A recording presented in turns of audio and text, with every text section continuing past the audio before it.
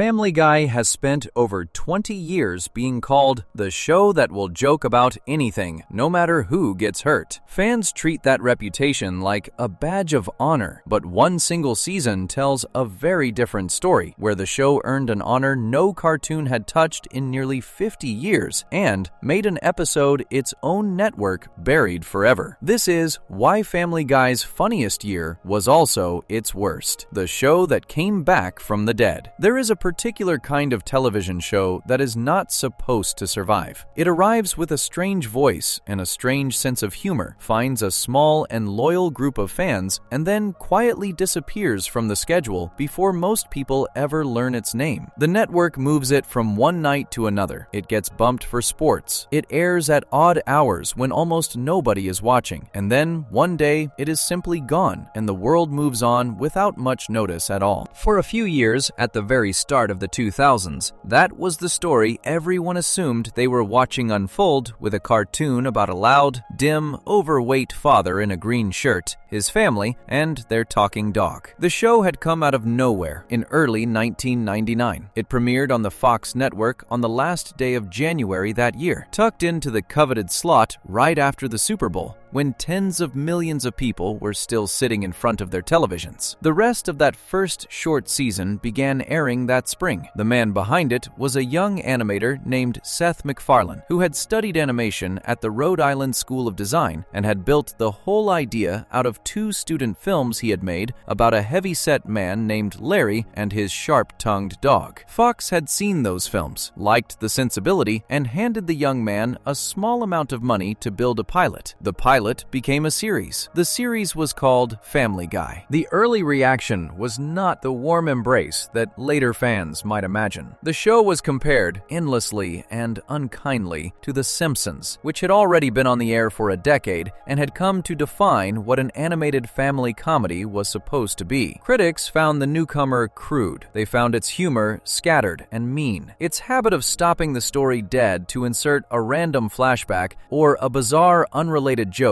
struck many reviewers as lazy rather than clever. And the ratings, while not terrible, were never quite strong enough to justify the trouble the show seemed to cause. Fox began doing the thing that networks do to programs they have lost faith in. They moved it around the schedule. They put it up against the most popular shows on other channels. They let it sit. By the time the 3rd season had aired, the decision had been made. Family Guy was finished. The network canceled it in 2002, and it looked for all the world like the ordinary, quiet ending of an ordinary, struggling show. There was even an episode that had been made and paid for that Fox chose not to air at all. An episode about religion that made the executives nervous, and it sat on a shelf while the series that produced it went cold. For most cartoons, that would have been the final word. A canceled show with a difficult reputation and middling numbers does not usually get a second chance. Careers move on. Writers find new jobs. The characters go into a drawer and stay there. What happened next is the reason the show exists at all today, and it is one of the strangest revival stories in the history of American television. 2 things happened at once, and neither of them had anything to do with the people who had canceled the show. The first was the release of the series on DVD. When the early seasons were packaged and sold, they sold in numbers that stunned everyone, including the studio. Hundreds of thousands of copies moved off shelves, then millions. The second thing was reruns. The cable channel that ran late-night cartoons for grown-ups, the block known as Adult Swim, began airing old episodes of the canceled show, and the audience that showed up for those reruns was enormous, far larger than the audience that had watched the same episodes when they first aired on Fox. That very episode about religion that had been buried, the one Fox refused to broadcast, finally aired for the first time on Adult Swim in 2003, years after it was made. The message those 2 numbers sent was impossible to ignore. A show that had been declared a failure was, in fact, one of the most valuable properties the studio owned. The fans had not gone away when the network gave up.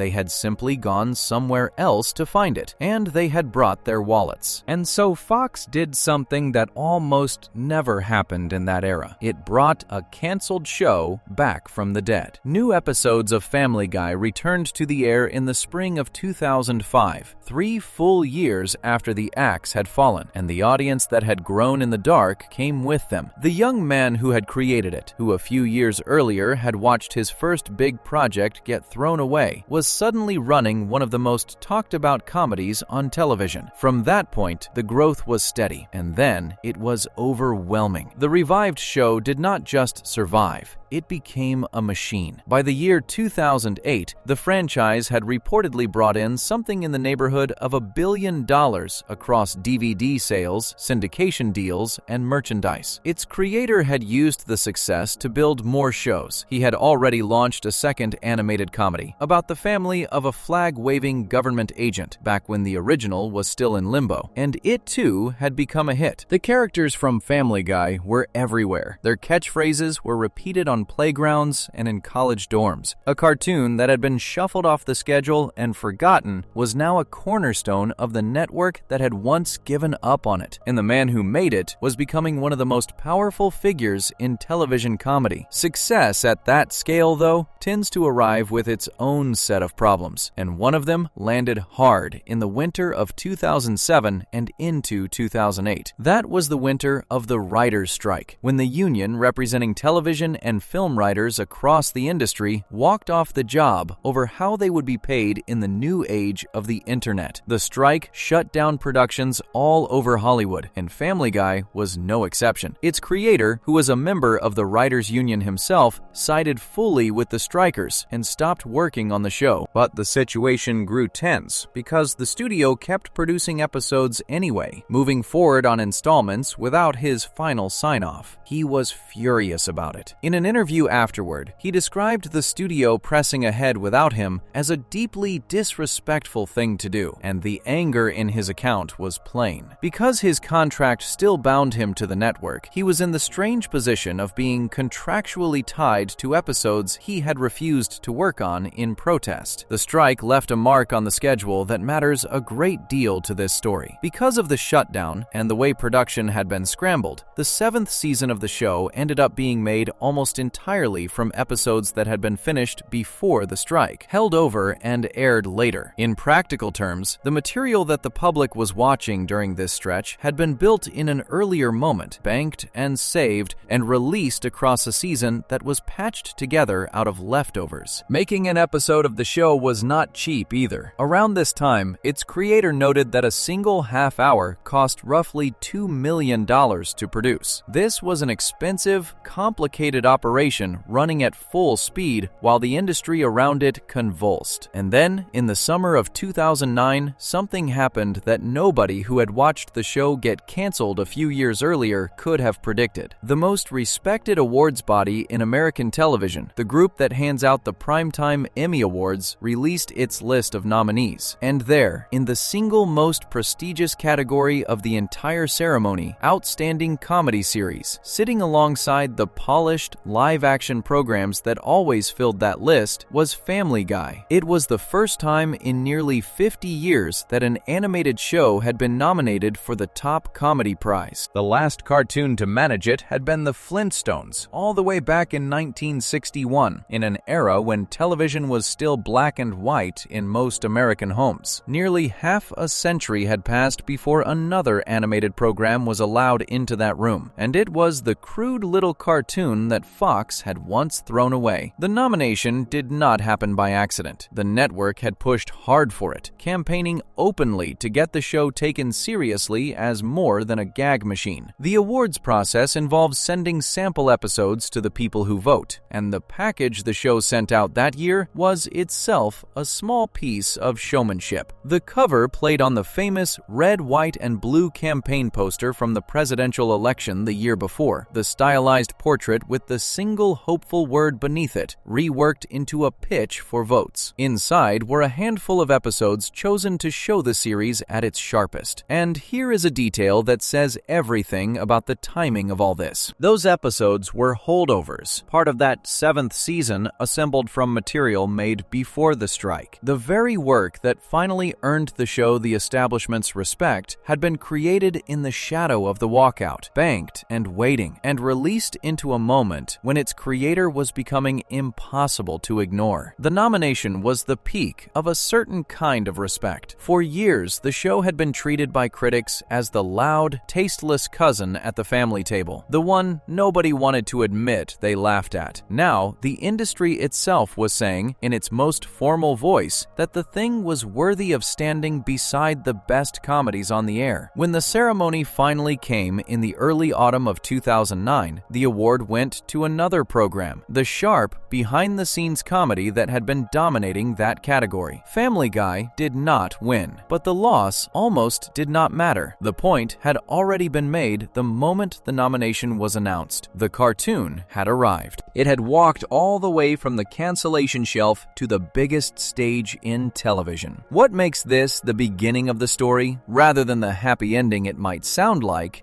is what was already happening on the other side of the ledger at the exact same time. The respect and the trouble were not separated by years. They were unfolding together in the same handful of months, sometimes in the same rooms. While the show was collecting its historic nomination and being celebrated as a piece of real comedy craft, it was also, in that same summer, quietly making an episode so sensitive that its own network had already decided the public would never see it on Fox. That decision had been announced at a fan convention in the middle of 2009, before the new season had even begun to air. The applause for the nomination and the warning about the banned episode were happening in overlapping weeks from the same show in the same year. That was the shape of the year that was about to arrive. The 8th season of the show would premiere just 1 week after the Emmy ceremony in late September of 2009, and it would run all the way through the spring of 2010. Across that single season, the show would produce some of the most beloved and ambitious episodes it had ever made, work that critics would point to for years afterward as proof of how good it could be when it truly reached. And across that same single season, it would also produce a run of controversies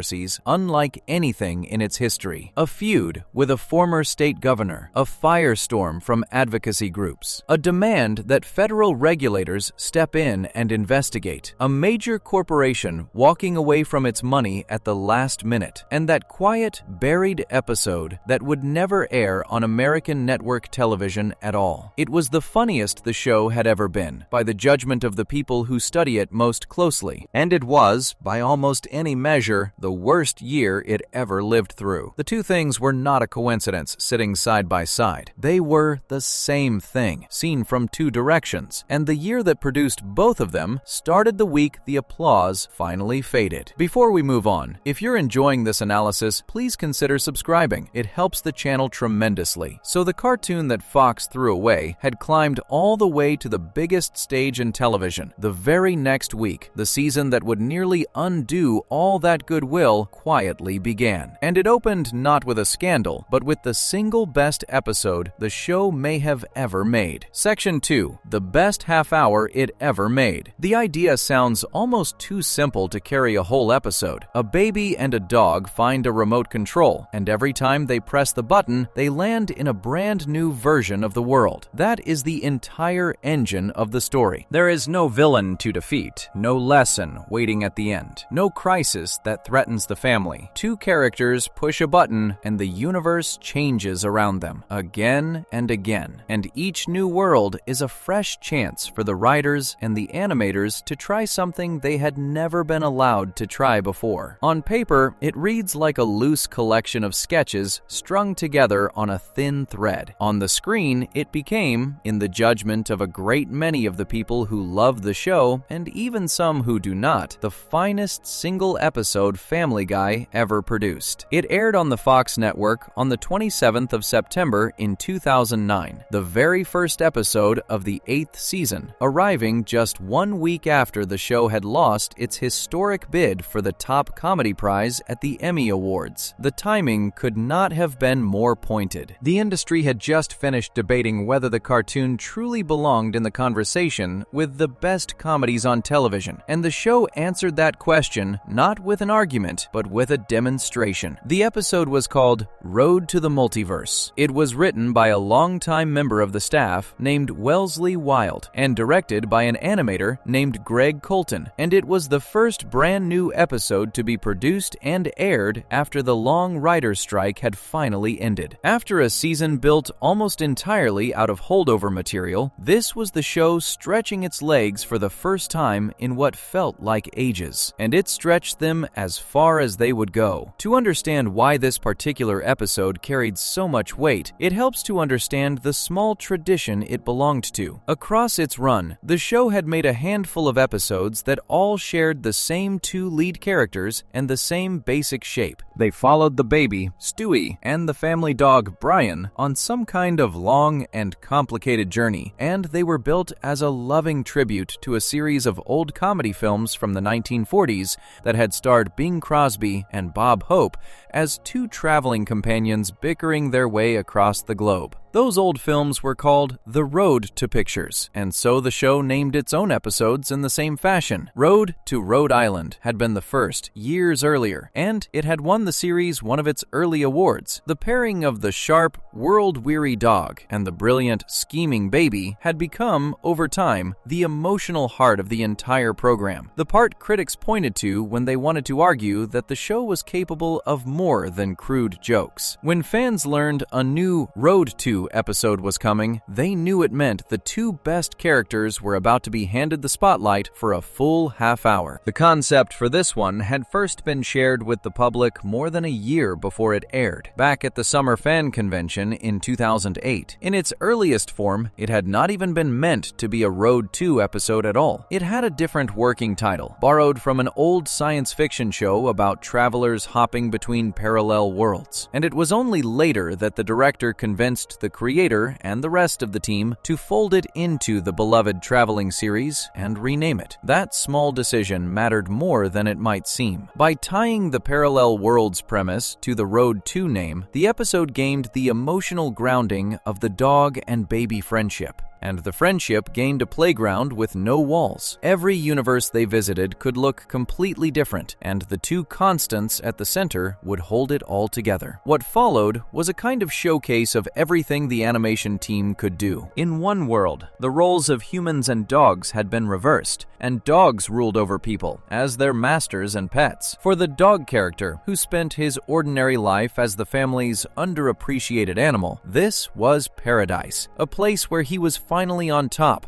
and treated with the dignity he always felt he deserved. He fell so in love with it that he tried to stay, and his reluctance to leave became one of the quiet, emotional threads running underneath all the invention. In another world, they arrived in a universe where a certain major religion had never taken hold, and because of that, the story suggested, the long centuries of scientific darkness had never happened. That world was described as being 1,000 years more advanced than the one the characters came from, a gleaming place of flying cars and cured diseases and technological wonders. It was a bold and provocative joke, an argument dressed as a gag, and it drew exactly the kind of raised eyebrows the show had learned to expect and even to enjoy. Some critics found it a step too far. That was, in a sense, the point. But the sequence that people remembered most, the one that has been replayed and quoted and held up for years as a small piece of animation history, was the moment the two travelers landed in a universe drawn entirely in the style of a classic Disney animated film. Suddenly, the crude, flat, familiar look of the show melted away, and in its place was a lush, rounded storybook world of singing characters and dancing woodland creatures and bright, impossible color. The characters burst into a cheerful musical number about pie, gliding through a landscape that lovingly copied the look of the old hand-drawn classics. Fans and animators later picked the sequence apart and found tribute after tribute buried inside it, references to a whole shelf of beloved films tucked into the corners of the frame. A mermaid's silhouette here, a wicked queen's gown there, a talking coffee pot, a flying figure borrowed from a movie about an elephant, a skunk lifted straight out of a film about a young deer. The sweetness of the Disney style made the contrast almost unbearable when the joke finally turned, because the show could not resist puncturing all that beauty with its own kind of humor. But for the length of that song, the program proved it could inhabit the most cherished visual language in the history of American animation and wear it perfectly. There were other worlds too, a universe animated in the flat, delicate style of Japanese cartoons, a universe where everyone had two heads, a universe rendered to look like a low-quality, poorly drawn version of the show itself, a joke at its own expense. Each one was a small technical feat, a demonstration that the studio could bend its own house style into almost any shape it chose, and that was the true achievement of the episode. It was not simply funny, though it was that. It was a statement of range. A show that critics had spent a decade dismissing as a lazy gag factory had made an episode that was, underneath the jokes, a genuine celebration of the art form of animation, moving fluidly between styles that most studios spend their entire existence trying to perfect just one of. The audience responded in a way that settled any lingering doubt about whether the show still commanded attention. On the night it aired, the episode was watched by more than 10 million people, a figure that stood far above where the show had been landing. It won its time slot in the crucial younger audience that advertisers chased hardest, and it beat every other animated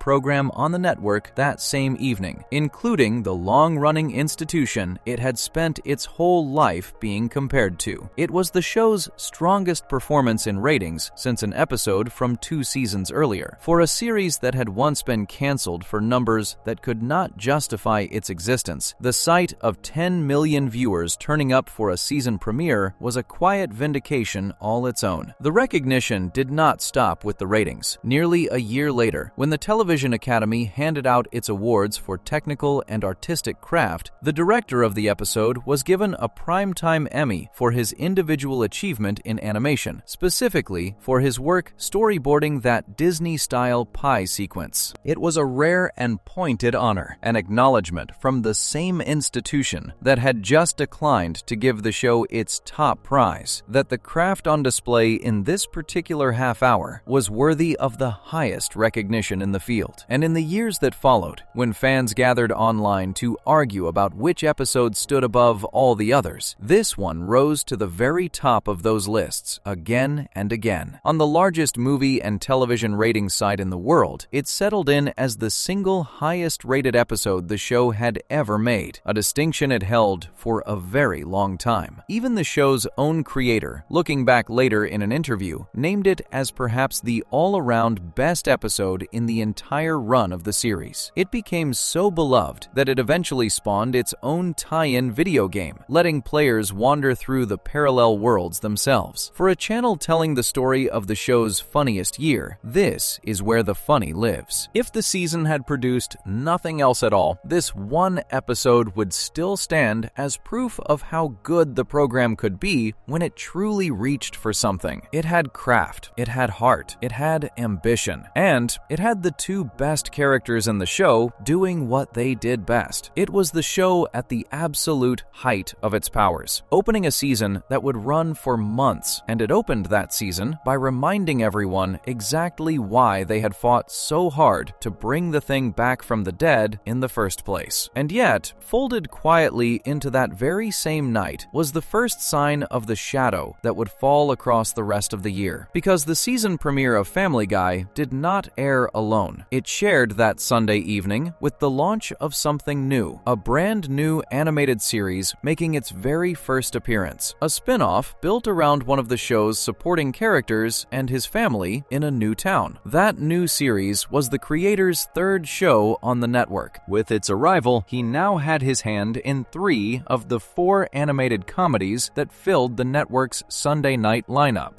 the block the network proudly called its animation domination. One man, who a few years earlier had watched his single show get thrown in the trash, was now the creative force behind most of an entire night of television. At the time, it looked like nothing but triumph, the natural expansion of a wildly successful brand. The new spin-off drew a healthy audience of its own on that premiere night, riding the wave of its parent show. But somewhere inside that expansion was a risk that would grow heavier as the season wore on. Running 3 shows at once meant 3 writing staffs, 3 sets of characters, 3 streams of scripts, all demanding attention, and only so much of one person to go around. The very sprawl that made the creator so powerful also thinned out what any single show could count on from him, and critics, even as they praised the season premiere, were already beginning to whisper a word that would follow the show for the rest of its life. That word was decline. The idea took hold, even in that season of triumph, that the show was starting to coast, that the quality was slipping, that for every brilliant swing there were 3 tired ones. The premiere was so strong precisely because it stood out, and things that stand out only stand out against a background that does not. That tension is the whole story of the year in miniature. On the same night, in the same hour, the show delivered what many consider its finest work, and quietly planted the seeds of the overexposure and the fatigue that would dog it forever after. The multiverse episode was the show saying, "Look what we can still do." The new spin-off, premiering beside it, was the show saying, "Look how much of us there now is." Both of those statements were true, and both of them mattered, and the space between them is exactly where the funniest year and the worst year began to pull apart from each other. The audience that tuned in that Sunday saw only the good part. They saw a dazzling, inventive,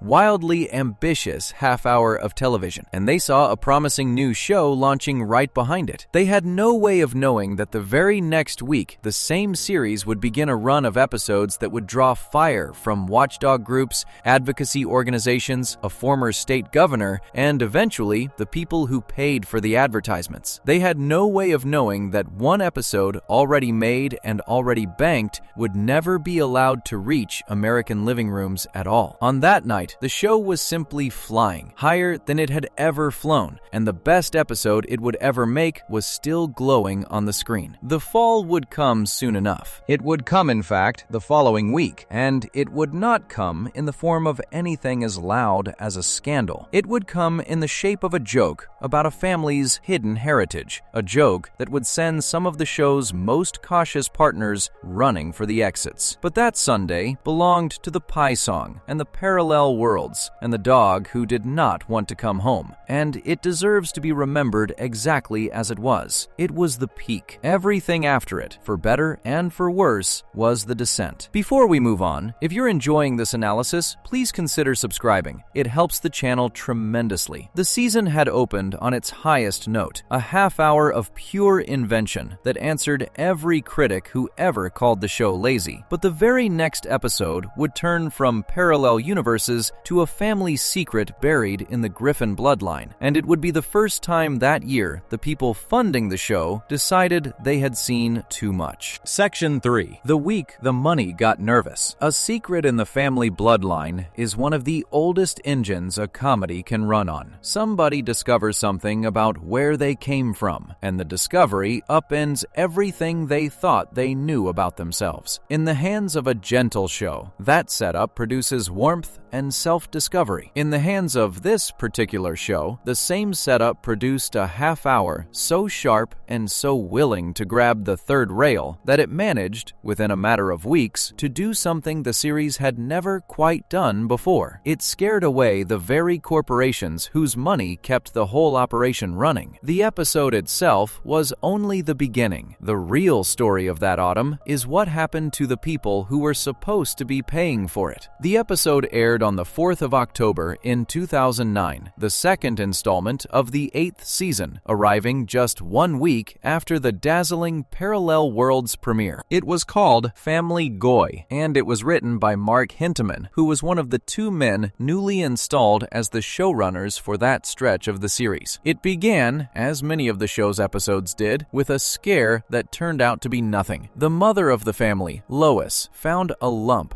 and feared the worst, went to the doctor, and learned she was healthy. But while looking through her medical records, the doctor stumbled onto a very different revelation. Lois's own mother, it turned out, had been a survivor of the Holocaust, who had quietly buried her Jewish identity years earlier, changing the family name and hiding her heritage in order to help her wealthy husband gain entry into the exclusive country clubs of his social world. By that reasoning, Lois was Jewish, and so were her children, and none of them had ever known. From that premise, the episode spun off in the direction the show almost always chose, which was straight toward the most uncomfortable material available. The revelation of the changed family name came with a joke that the original surname had been something crude and grasping, built around the old and ugly stereotype that ties Jewish people to money and greed. Lois's father, a snobbish millionaire, reacted to the news of his wife and daughter's heritage with open contempt, and the father of the household, Peter, went on a journey of his own that took the episode somewhere genuinely dark. At first, he embraced his wife's newfound faith with the same clumsy over-enthusiasm he brought to everything, showing up draped in religious garments, adopting a Hebrew name that was little more than a long throat-clearing sound. But then he was visited by the ghost of his own late stepfather, who warned him that abandoning his Catholic upbringing would send him to hell, and Peter flipped entirely. He turned, in the space of a scene, into an open anti-Semite, and the show staged that turn by having him deliberately reenact one of the most infamous images of cruelty from the film Schindler's List, sitting shirtless in a window with a rifle, taking aim at his own wife and at the town's other well-known Jewish character simply because they were Jewish. The reaction to all of this split along familiar lines, but it split loudly. Critics who reviewed the episode found much of it tired. One prominent television writer gave it a poor grade and concluded that the whole thing amounted to little more than an excuse to trot out a pile of worn-out Jewish jokes and then briefly send the lead character into bigotry for shock value. A writer for a Jewish publication watched the episode and predicted, with a kind of weary resignation, that the show would keep returning to Holocaust humor rather than doing anything more thoughtful with the material. The largest and most established Jewish anti-defamation organization in the country weighed in directly, criticizing the episode for leaning on excessive negative stereotypes about Jews and money. This was not a fringe complaint. It came from the same organization that had spent decades tracking exactly this kind of imagery, and it was the beginning of a relationship between that group and the show's creator that would flare up again years later over other jokes on other stages. Not everyone condemned it. There was a genuine argument to be made, and some thoughtful people made it, that the episode was doing something braver than it appeared. A rabbi writing for a religious website argued that the show was using absurdity to remind its audience of the gravity of the Holocaust, rather than to make light of it, and that by placing the ugliest prejudices in the mouth of an obvious buffoon, the show forced its viewers to confront the prejudice head-on, rather than pretend it did not exist. There was also the quiet fact, noted by several defenders, that the woman voicing Lois, the character who turns out to be Jewish, was herself Jewish in real life, which complicated any simple charge that the show was mocking a group from the outside. The debate, in other words, was real and it was serious, and reasonable people landed on opposite sides of it. But debate was not the dangerous part. The dangerous part was that the show's most predictable critic, the conservative watchdog group that had been tracking the series for years, named the episode its worst show of the week, a title it would go on to hand this same series over and over across the coming months. All of that was the ordinary weather of a Family Guy episode. Controversy, criticism, a watchdog condemnation, a heated argument about whether the show had earned its provocation. The series had lived inside that weather its entire life and had learned to treat it as free publicity. What made this particular autumn different? What turned it from ordinary weather into something the show had genuinely never faced was that the discomfort did not stay with the critics and the advocacy groups. It reached the one place the show could not afford to lose. It reached the advertisers. To understand what happened, it helps to know about a separate project the show's creator had going at exactly this moment. Alongside the regular season, he and the woman who voiced Lois had put together a live variety special, a half-hour of comedy and music that would air on the network sandwiched between episodes of the main show. And the special had landed what looked, at first, like an extraordinary sponsorship arrangement. One of the largest technology companies on Earth, the maker of the world's most widely used computer operating system, had agreed to be the sole backer of the entire special. In exchange, the special would run without ordinary commercial interruptions and instead would weave promotions for the company's brand new operating system directly into the show. Two of the most famous characters from the cartoon were even filmed pitching the software in a series of segments. The whole thing was pitched as a throwback to the earliest days of television, when a single sponsor's name was stitched right into the fabric of a program. It was a bold, expensive, forward-looking deal, and it was announced with considerable fanfare in the early part of October 2009. Then, the executives from the technology company actually went and watched a taping of the special. They attended a live run-through in the middle of October and sat through what the show's creator and his partner had actually prepared. And what they saw was not a gentle evening of software promotion. It was the two performers riffing on some of the most sensitive subjects a comedian can touch. There were jokes about deaf people. There were jokes about the Holocaust, that same territory the main show had just plowed through the week the deal was being finalized. There were bits about incest, about feminine hygiene, a sketch in which the two of them played Latino housekeepers. The animated segments featuring the cartoon characters pitching the software turned out to be the tamest part of the entire show. Everything around them was pure, unfiltered, unapologetic material of exactly the kind the series had built its name on. The company pulled out. Less than 2 weeks before the special was scheduled to air, the technology giant announced that it was canceling its sponsorship entirely. Its explanation was carefully worded and corporate to the bone. A representative said the company had originally signed on based on the audience and the humor of the main series, but that after reviewing an early version of the variety show, it had become clear the content was simply not a fit for the brand. The company took pains to add that it still had a good partnership with the network and with the creator, and that it still believed in the value of blending brands and entertainment. But the meaning underneath the polite language was impossible to miss. The maker of one of the most recognizable products in the world had gotten a close look at what the show actually was, and had decided that being associated with it was more danger than it was worth. The story became a small sensation in the world of media and advertising because it captured a genuine tension that the whole industry was wrestling with at the time. The networks were losing viewers and losing advertising money to the internet, and they were experimenting with new ways to keep audiences from skipping past the commercials. Weaving a sponsor directly into a show was one of those experiments, and the deal between the software company and the special had been held up as a leading example of the approach. Its collapse became a cautionary tale, a demonstration of the obvious risk in marrying a squeaky clean corporate brand to an act whose entire appeal was that it would say anything. One commentator noted, with a certain dry amusement, that the executives seemed genuinely surprised by content that any regular viewer of the show could have predicted from a mile away. The whole affair was less a scandal than a revelation. It showed, in the plainest possible terms, that the show's greatest strength and its greatest liability were the exact same thing, and that the two could not be separated no matter how much money was on the table. The network scrambled and found a replacement backer, and the special aired on schedule in early November with a different sponsor's name attached. Life went on, but something had been made visible that autumn that would not not go back into the shadows. The show had spent years being celebrated, and just weeks earlier had been nominated for the highest honor in television comedy. And now, in the very same season, a global corporation had looked directly at what the creator and his team were making and had backed away from it in public. The prestige and the danger were not taking turns. They were arriving together, tangled up in the same few weeks of the same autumn. There is a certain irony worth sitting with here, because it runs through the entire year. The technology company had walked away in part over Holocaust jokes, and the reason those jokes were fresh in everyone's mind was that the main show had just aired an entire episode built around exactly that territory. The two events were separated by only a couple of weeks. The same creative instinct that produced the Family Heritage episode, the willingness to march straight into the most sensitive material available and plant a flag there, was the instinct that spooked the sponsor. The show could not turn that instinct off in one place and keep it on in another. It was one voice coming out of one man and one writing room, and that voice was either the reason people watched or the reason people fled, depending entirely on who was doing the watching. For the creator, none of this seemed to register as a defeat, and that too is part of the story. He had built his entire career on refusing to soften the material for the sake of comfort or commerce, and he was not about to start now. His philosophy, which he stated plainly around this time, was that if something might be dangerous enough to damage the show, it was probably worth trying, and that a show was better off going out taking real risks than resting comfortably and falling into lazy habits. That attitude was exactly what made the work exciting. It was also exactly what made it impossible to fully control. A person who genuinely believes that the risky choice is almost always the right one is going to keep making choices that terrify the people around him, and across this season, he made a great many of them. So the pattern of the year was set early and set clearly. First, the peak, the historic nomination, and the finest episode the show ever made. Then, almost immediately, the price, a dark and divisive episode that drew fire from a major advocacy organization, a watchdog group beginning its long campaign of weekly condemnations, and a corporation getting close enough to the flame to feel the heat and deciding at the last possible moment to step back. The autumn of 2009 was the moment the show's admirers and its enemies both got a clear look at the same object and came away seeing completely different things. One saw the boldest comedy on television. The other saw a liability too hot to touch. And the strangest, most defining truth of the whole year was that they were both looking at exactly the same show in exactly the same weeks, and they were both entirely correct. By the time the leaves had fallen that year, the show had already collected a historic honor and lost a historic sponsor. It had been praised as one of the best comedies in America and condemned as the worst show on television, sometimes by different people in the very same week. The season was not even a quarter of the way through. There were months to go, and the biggest storms were still ahead, but the shape of it was already unmistakable. This was going to be the year the show was both loved and punished at the highest volume it had ever reached, and the punishment was going to come from every direction at once. Before we move on, if you're enjoying this analysis, please consider subscribing. It helps the channel tremendously. The autumn had shown that the show's boldness could send even a global corporation running for the door, but the creator had no intention of pulling back, and his ambition was about to expand instead of shrink. Before the year turned, he would take his cartoon and drop it whole into the most beloved film saga on Earth, and the results would prove that the show could still swing enormous and connect. Section 4. Dropping the cartoon into a galaxy far, far away. Ask the man who built this whole world what he loved before he loved any of it, and the answer comes back the same every time. Before the canceled cartoon and the improbable revival, before the 3 shows and the historic nomination, there was a boy in Connecticut who worshipped a certain trilogy of science fiction films the way other children worship sports heroes. Seth MacFarlane's devotion to Star Wars was not a passing enthusiasm or a professional pose. It was foundational, wired into him from childhood, and of the 3 original films, he held one above the others as his favorite, the middle chapter, the dark one, the one where the heroes lose. That love mattered enormously to the show, because when a creator adores something that deeply, he eventually finds a way to build a monument to it. In the winter of 2009, in the middle of the strangest year of his flagship show's life, he built exactly that. The monument was called Something Something Something Dark Side, and it was the show's second full-length journey into the Star Wars universe. The first had come a couple of years earlier. Back in 2007, as the 6th season premiere, the show had produced an hour-long special called Blue Harvest that retold the original Star Wars film using the cartoon's own characters in every role. It had been a gamble at the time, a huge and expensive swing, and it had paid off spectacularly. Audiences loved it. It sold enormously well on home video, and it even earned the show an Emmy nomination. Another small brick in the wall of respectability the series was slowly building for itself. Blue Harvest proved that the concept worked, that there was a genuine hunger to see these crude, familiar characters step into the most beloved film saga on the planet. And once a thing like that works, a sequel is not a question of whether, but of when. The when turned out to be the tail end of 2009. The special was released first on home video, on DVD, and on the higher quality format that was still relatively new at the time, on the 22nd of December, positioned squarely for the holiday buying season. That was itself a telling choice. The show had learned, all the way back during its cancellation, that its true lifeblood ran through home video sales rather than through broadcast ratings. It had been resurrected by DVD money, and it had never forgotten the lesson. So this new special was sold to the fans as a product they could own and wrap and put under a tree months before most of the country would ever see it on television. When it finally did air on the network, in an edited and shortened form to fit inside a broadcast slot and to satisfy the censors, that broadcast came all the way at the other end of the season, in late May of 2010, where it served as the season's closing episode on television. The show had made a single piece of work and squeezed 2 separate lives out of it, one as a holiday purchase and one as a season finale, half a year apart. This time, the target was the creator's own favorite of the films, the second chapter of the original trilogy, the one about the ice planet and the swamp,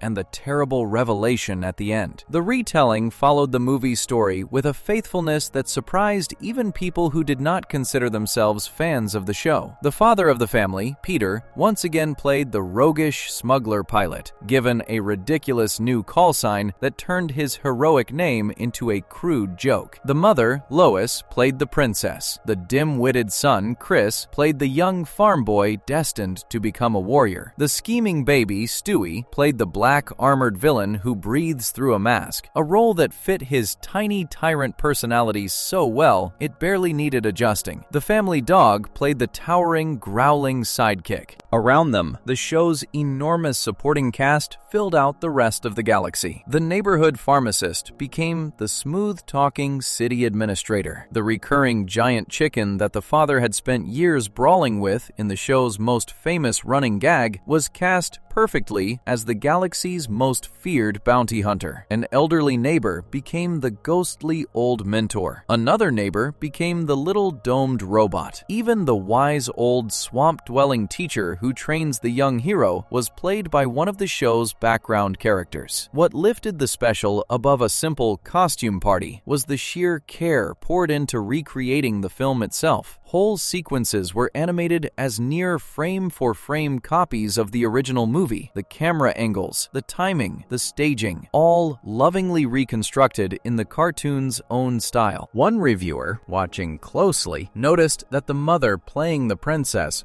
barely deviated from the actual lines of the real film, delivering the movie's dialogue almost word for word, while chaos erupted around her. That was the joke and the tribute all at once. specials. The straighter the show played certain moments, the funnier the small deviations became, and the more it revealed how deeply the writers and animators knew and loved the source. The team even brought in real expertise to get the details right. Sources noted that a person who had worked on the visual effects for the actual film lent a hand, and the artist who had painted the original poster for the movie decades earlier was involved in creating the special's cover art, which was designed as a loving parody of that same iconic poster. This was not a show throwing a cheap parody together to cash in on a famous name. It was a group of genuine devotees building a careful homage to something they held sacred. There was one more quiet piece of significance buried in the special, a technical milestone that most viewers would never have noticed. Around this time, the show was in the process of changing the way it was made, moving from older methods toward a fully digital animation system. Sources describe this Star Wars special as the last piece of the show to be drawn largely by hand before that transition took full hold. There is something fitting about that. The creator's most personal project, his tribute to the films that shaped him as a child, became the final work produced in the older, more handmade way, a last flourish of one era of the show's craft before it stepped into the next, a monument to the past, made by hand right as the tools were about to change forever. The reception, like almost everything the show produced, was divided, and the division is worth understanding because it reveals what the show was and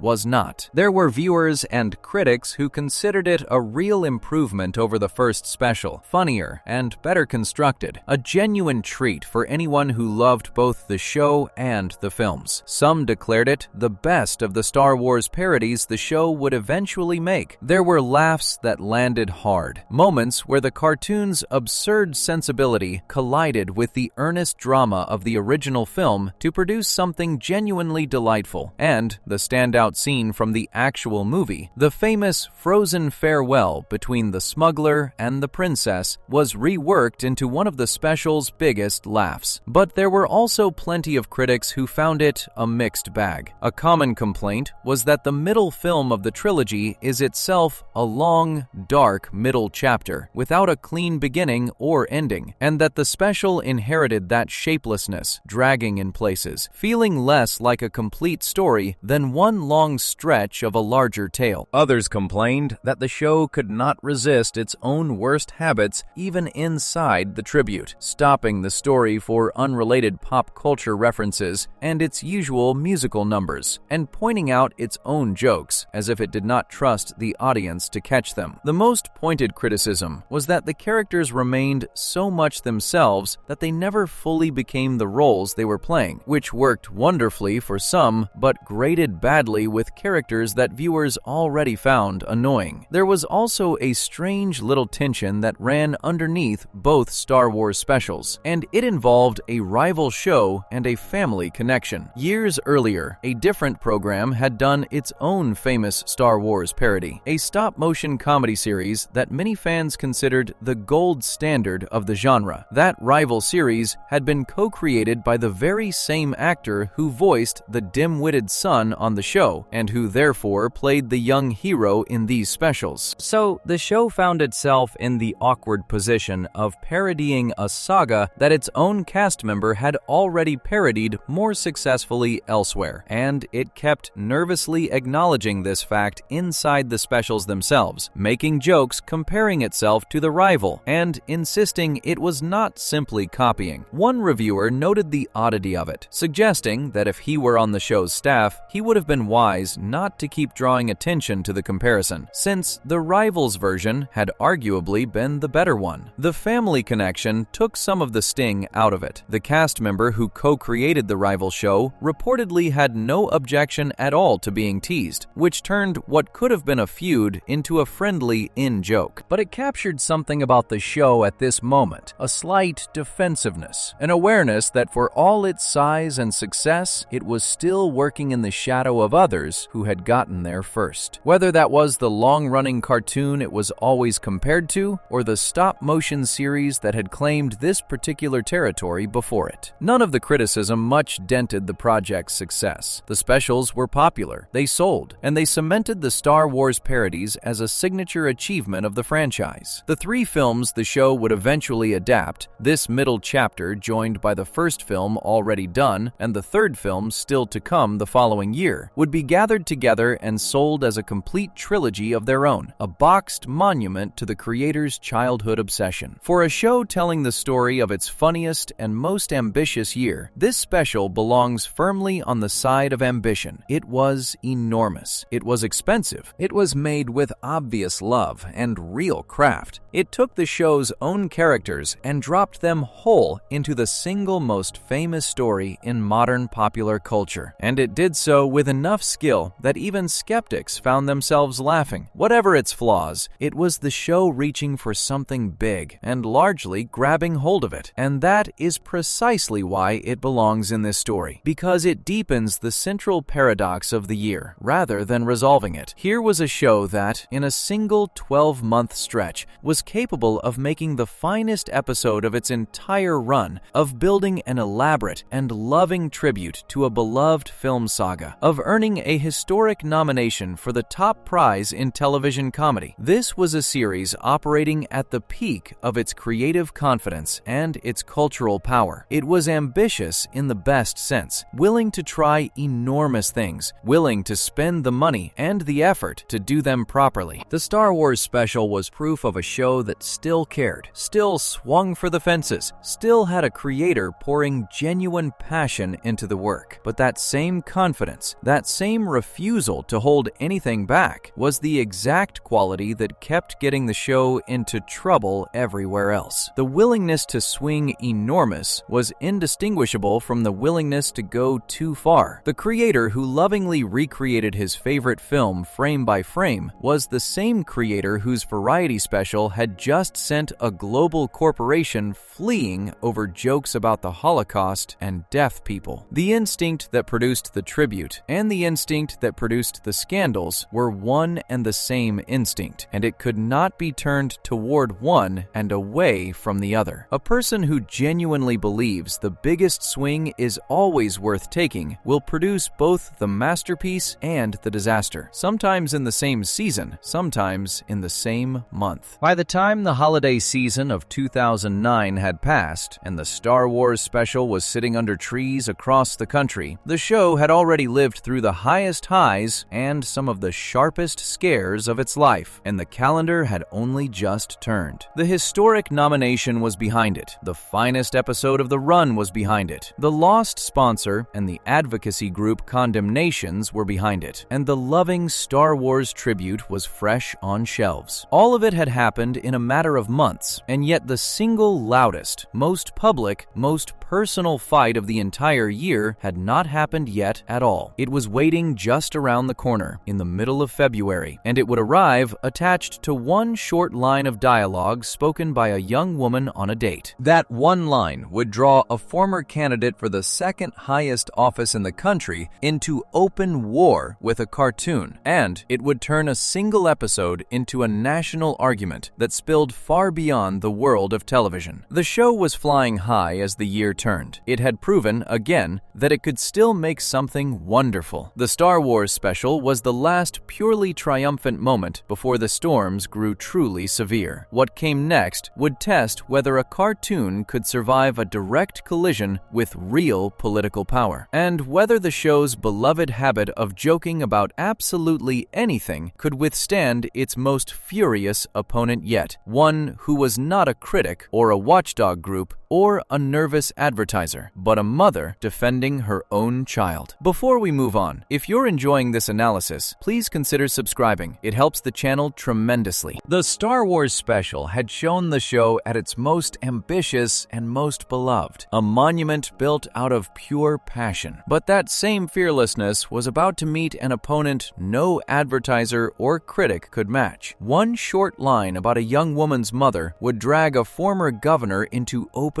war, and the fight would spill far past the edges of the screen. Section 5. one line, one mother, one war. It takes a great deal to make a former candidate for the second highest office in the United States stop and pick a public fight with a cartoon. It takes even more to make that fight national news, argued over on cable channels and in newspapers and across the young world of social media for weeks. But that is exactly what one short line of dialogue managed to do in the middle of February 2010. And the strangest part of the whole affair is how small the line was. It lasted only a few seconds. It came out of the mouth of a minor character who appeared in a single episode and was never seen again. And it set off the loudest, most personal, and most genuinely consequential controversy the show would face in its entire funniest year. The episode aired on the 14th of February, Valentine's Day, in 2010. It was called Extra Large Medium, and it was written by Steve Callahan, who was one of the two showrunners steering the series through this stretch. The main plot was pure Family Guy nonsense. The father of the family, Peter, becomes convinced he has developed psychic powers after his two sons go missing on a hike, and he seems to sense where they are. He starts giving psychic readings around town until the police finally expose him as a fraud. That story is not the one anyone remembers. The part that mattered was a smaller thread running alongside it, in which the dim-witted son, Chris, works up the courage to ask out a girl from his school. The girl, named Ellen, has Down syndrome, and Chris takes her on a date that does not go the way he hoped, because Ellen turns out to be confident, assertive, sharp-tongued, and entirely uninterested in being treated as fragile. The character of Ellen was voiced by a professional actress named Andrea Faye Friedman, a woman in her late 30s who herself has Down syndrome and who had built a real career as an actress and public speaker. That casting choice matters enormously to everything that followed, and it is the single fact that most people who argued about the episode never bothered to learn. The show had not hired an able-bodied performer to imitate a person with a disability. It had hired an accomplished actress with the same condition as her character to play the part in her own voice. Somewhere in the middle of the date, Chris asks Ellen about her family, and Ellen answers, casually, that her father is an accountant and her mother is the former governor of Alaska. That was the line. That was the whole of it. A few seconds of dialogue, a throwaway joke buried inside a Valentine's Day episode. But at the time the episode aired, there was exactly one woman on Earth who had served as the governor of Alaska and had since left the office. And she was one of the most famous people in the country. She had been the vice presidential candidate on the losing ticket in the presidential election a year and a half earlier. She had become a fixture on cable news. In fact, a commentator for the very network that aired the show. And she had a young son, still an infant at the time, who had Down syndrome. The joke was not really about Ellen at all. It was aimed unmistakably at Sarah Palin. The response came fast and it came personal. Palin herself posted on her social media page, describing the episode as a disappointment and, in a phrase that captured the raw hurt she wanted to convey, calling it another kick in the gut. She largely stepped back from the fight after that first statement, though, and handed the public commentary to her teenage daughter, Bristol. In a statement posted to her mother's page,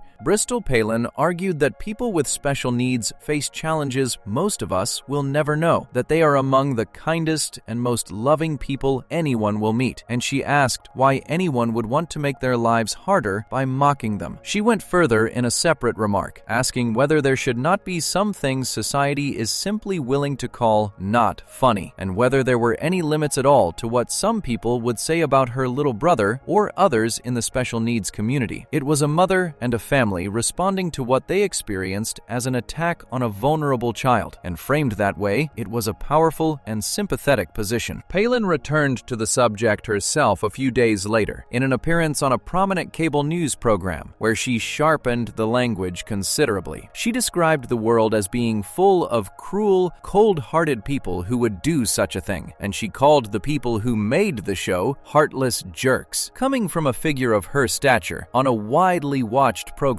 this was no small matter. A former governor and vice presidential nominee had gone on national television and denounced a cartoon by name as the work of cruel and heartless people. For most shows, an attack of that force from a figure of that size would have been a serious crisis, the kind of thing that gets apologies drafted and executives worried. And the show did have to weather real criticism. Its own familiar watchdog opponent piled on, condemning the episode for its content beyond just the Palin joke. One of the show's own voice actors, Patrick Warburton, who played a recurring character, said openly that he had objected to the joke, that while he understood the show was meant to be an equal opportunity offender, there were some things he simply did not find funny. Dissent from inside the cast was rare, and it was notable, but then something happened that turned the entire controversy on its head, and it came from a direction almost nobody had anticipated. The actress who had actually voiced the character, Andrea Faye Friedman, decided to speak for herself, and what she said was devastating. In a statement given to a major national newspaper, Friedman made clear that the joke, as she understood it, had never been aimed at people with Down syndrome at all. It had been aimed at Sarah Palin, and then she delivered a line that ricocheted around the country. She said that she guessed the former governor simply did not have a sense of humor. She explained that her own parents had raised her to have a sense of humor and to live a normal life. And then she went for the throat. She said her mother had never carried her around under her arm like a loaf of French bread, the way she felt the former governor carried her own son around, looking for sympathy and looking for votes. It was one of the most remarkable turns in the whole history of the show's many controversies. The woman with Down syndrome, the very person on whose behalf the outrage was supposedly being raised, had stepped forward to say that she was not offended, that she got the joke, that the joke was on the politician and not on her, and that in her view, it was the politician, not the cartoon, who was using a child with Down syndrome for her own purposes. The defender had been outflanked by the very person she claimed to be defending. Friedman elaborated in other interviews that it had simply been a job and a joke, that she had never expected the reaction, and that she did not really know what the former governor was like because the two had never met, and the governor had never reached out to ask what she actually thought. The show's creator defended the episode as well, though his defense was almost beside the point once Friedman had spoken. He told a newspaper that the series had always used satire as the basis of its humor, and that the show was, by its nature, an equal opportunity offender that took aim at everyone. That had been his consistent line for years, and it was consistent here. The writer of the episode addressed the criticism too, at a fan convention that summer, joking that for the following season, he had decided he would even things out and write something that would offend smart people instead. It was a flip remark, deliberately provocative,